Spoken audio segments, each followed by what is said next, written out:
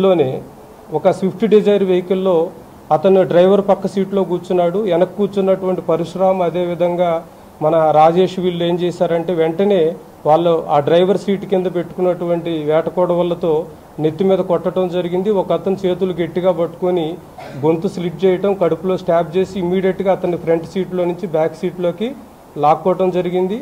లాక్కున్న తర్వాత వెంటనే యూటర్న్ చేసుకొని మరలా అటు బీచ్పల్లి సైడ్ వెళ్ళారు. మరలా ఈలోపు అతను తిరుమలతో మాట్లాడి అతని గైడ్ లైన్స్ ప్రకారం ఈ హైవే మీద వెళ్తే మనకు ప్రాబ్లం ఉంటుంది అనేటటువంటి ఉద్దేశంతో ఈ ఆలంపూర్ ఎక్స్ రోడ్ నుంచి మనకి రైట్ టర్న్ తీసుకొని అటు పంచలింగాల సైడ్ వెళ్ళారు. పంచలింగాల్లో ఈ తిరుమలకి సంబంధించినటువంటి ఒక ఓపెన్ ల్యాండ్స్ ఉన్నాయి. ఆ ల్యాండ్స్లో బాడీని ఫస్ట్ డిస్పోజల్ చేయాలని చూశారు.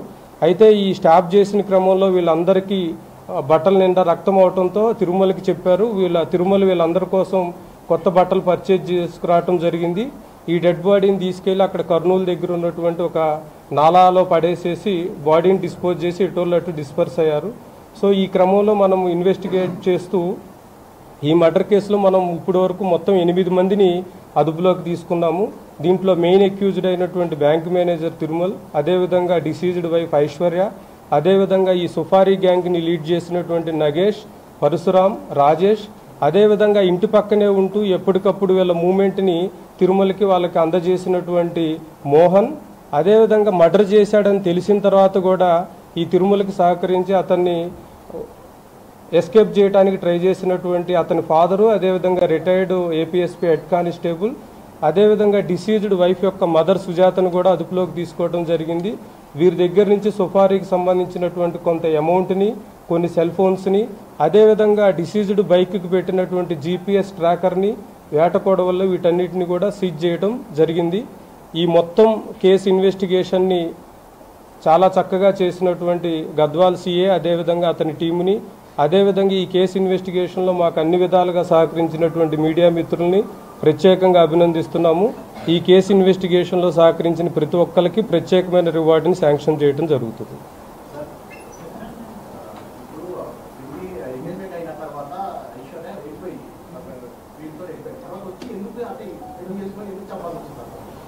అంటే యాక్చువల్గా ఈ రిలేటివ్స్ అందరికి కూడా, ఎందుకంటే డిసీజ్డ్ ఈ ఐశ్వర్య మదర్కి కూడా ఈ అక్యూజ్డ్తో ఇల్లీగల్ ఇంటిమసీ ఉంది. ఎప్పటికీ కూడా నా కూతురికి అఫీషియల్గా పెళ్ళి అవ్వటం కష్టమేమో, ఏదో రకంగా పెళ్లి చేయాలి అనేటటువంటి ఇంటెన్షన్ ఒకటి ఉంది. అయితే వీళ్ళిద్దరి మధ్య ఎంత అటాచ్మెంట్ ఉంది అంటే ఈ ఐశ్వర్య కానీ ఆ బ్యాంక్ మేనేజర్ కానీ 24/7 ఎవరో ఒకళ్ళు video call, WhatsApp video call run అవుతూనే ఉంటుంది. వాళ్ళు వర్క్ చేస్తున్నప్పటికీ కూడా అతను బ్యాంకులో వర్క్ చేస్తున్నా వాట్సాప్ వీడియో కాల్లో అతను కనపడుతూనే ఉండాలి. ఈమె ఇంట్లో ఉన్నా కూడా ఏదో ఒక పని చేస్తున్నా ఈమె వీడియో కాల్లో అతనికి కనపడుతూనే ఉండాలి. ఈవెన్ మ్యారేజ్ అయిన తర్వాత కూడా అది కంటిన్యూ అయింది.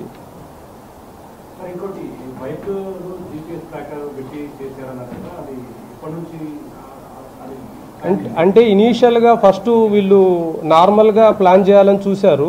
బట్ ఏమైంది అంటే ఎప్పటికప్పుడు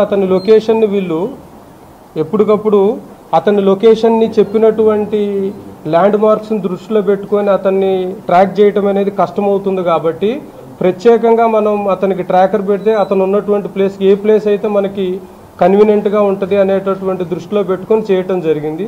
సో 2 వీలర్ మీద అనేసరికి ఓపెన్గా అవుతుందని ఒక 4 వీలర్ని హైర్ చేశారు. దానికి కూడా బ్లాక్ ఫిల్మ్లో అతికించడం జరిగింది.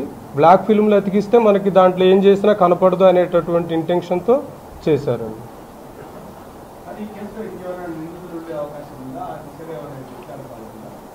అంటే ఇప్పటి వరకు మనకి ఆల్మోస్ట్ 100% కూడా 99.99% ఇన్వెస్టిగేషన్ అంతా కంప్లీట్ అయింది. దీంట్లో ఇంకా ఫర్దర్ కూడా ఏమన్నా వస్తే మనం తీసుకోవడం జరుగుతుంది. అదేవిధంగా సీనియర్ ఆఫీసర్స్ ఇన్స్ట్రక్షన్స్ మీద ఈ కేసుని స్పెషల్ కేసు కింద గుర్తించి మనం జ్యుడిషియరీకి కూడా స్పెషల్ ట్రయల్ చేయమని ఒక 6 నెలల్లోపే ముద్దాయిలందరికీ కూడా కఠినమైన శిక్ష పడేటట్లుగా ప్రాసిక్యూషన్ కూడా రిక్వెస్ట్ చేయడం జరుగుతుంది.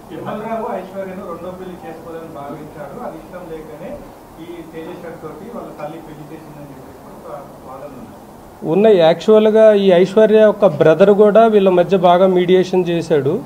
అతను రీసెంట్గా 1 మంత్ బ్యాక్, అతను కూడా 1.5 మంత్ బ్యాక్ ఇల్లు హెల్త్తో చనిపోవటం వల్ల కూడా వీళ్ళకి గైడెన్స్ అనేది లేకుండా పోయింది. సో ఎన్నో రకాలుగా వీళ్ళు ప్రయత్నించారు, ఎన్నో రకాలుగా ఈ మ్యారేజ్ క్యాన్సిల్ చేసుకోవాలని. కానీ but at the same time వాళ్ళ రిలేటివ్స్ వీళ్ళు చెప్పినప్పుడు అంతే విధంగా ఐశ్వర్య తేజేశ్వరిని నమ్మించింది. నాకు నీతో ఇష్టం ఉంది, నాకు మ్యారేజ్ నీతో ఇష్టం ఉంది, కేవలం ఎక్స్ట్రా డౌరీ అడగటం వల్లే మ్యారేజ్ క్యాన్సిల్ అయింది అనే విధంగా నమ్మించడం జరిగింది. ఎన్నోసార్లు ఇటు ఇతనితో తేజేశ్వర్తో మంచిగా ఉంటున్నట్లు ఉంది, అదేవిధంగా అతనితో తిరుమలతో ఏ విధంగా రిలేషన్ కంటిన్యూ చేయాలి, అవసరమైతే లడాక్ వెళ్ళిపోవాలి లేదా అండమాన్ ఏరియా కానీ అట్లా వెళ్ళిపోవాలి, కొంతకాలం మనం మిస్ అయినట్లుగా అనేది కూడా ప్లాన్ చేయడం జరిగింది.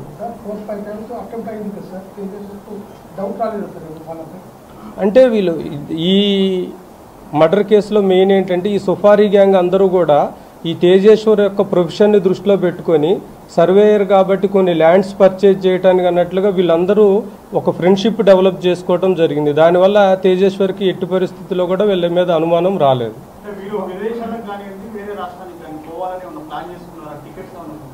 అంటే ఇప్పుడు ఈ ఆషాఢ మాసం లోపు కనుక ఈ ప్లాన్ అంటే ఇప్పటికీ చాలాసార్లు మర్డర్ చేద్దాం అనుకున్నారు, చేయలేకపోయారు. ఇప్పుడు కూడా చేయలేకపోతే కనుక ఈ ఆషాఢ మాసంలో ఆమె ఇంటికి వచ్చినప్పుడు అక్కడి నుంచి ఇద్దరు ఎలోప్ అయిపోయి